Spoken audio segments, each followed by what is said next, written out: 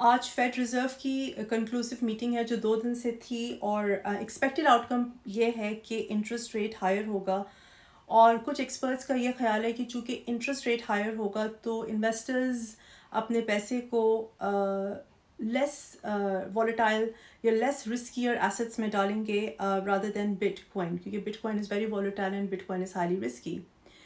मैं इस बात को हमेशा कॉन्टेस्ट करती हूँ and I am the biggest supporter of saying this कि बिटकॉइन की वॉलेटिलिटी और बिटकॉइन का हाई रिस्क होना और ओवरऑल क्रिप्टो करेंसी की हाई वॉलेटिलिटी और इस मार्केट का हायर रिस्की होना is the beauty of this market. क्योंकि हाई वॉलेटिलिटी और हाई रिस्क आपको जितनी मनी मेकिंग अपॉर्चुनिटी देती है वो उतनी स्टेबल या रेगुलेटेड मार्केट्स नहीं देती हैं।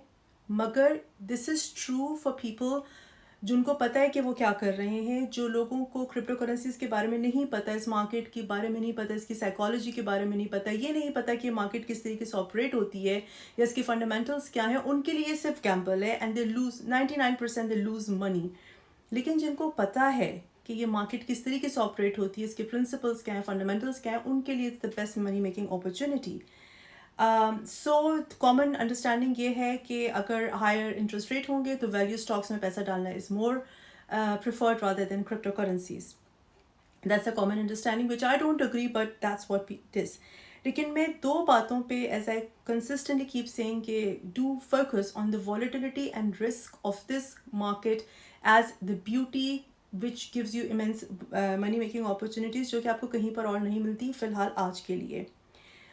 So regardless of the outcome, I'm very confident about cryptocurrencies and Bitcoin as always. क्यों? I have three very strong reasons. A, Fed या पूरी दुनिया का financial system जो है वो सिर्फ एक चीज़ पे, एक नुक्ते पे कायम है, which is US dollars. Number two, US dollar is devaluing by the day. And number three, how far stocks, your commodities, your bonds, your securities, how far they can go with a crippling devaluing US dollars. आप उसको sugar coat कर लें, जितना चाहें आप इसको sugar coat कर लें, बट द रियलिटी इज़ कि it's a devaluing asset. US dollar as an asset class, it's a devaluing asset class, or money printing say it's not helping anyway, we all know this.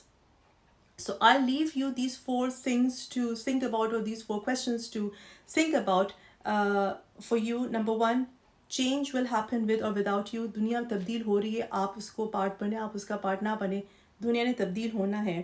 Number two, दुनिया pre Covid की दुनिया और थी, Covid की दुनिया और है, और पोस्ट कोविड की दुनिया बिल्कुल डिफरेंट होगी। Number three, what asset class can you put your money if not Bitcoin and cryptocurrencies? I can't see any. Number four, how do you future proof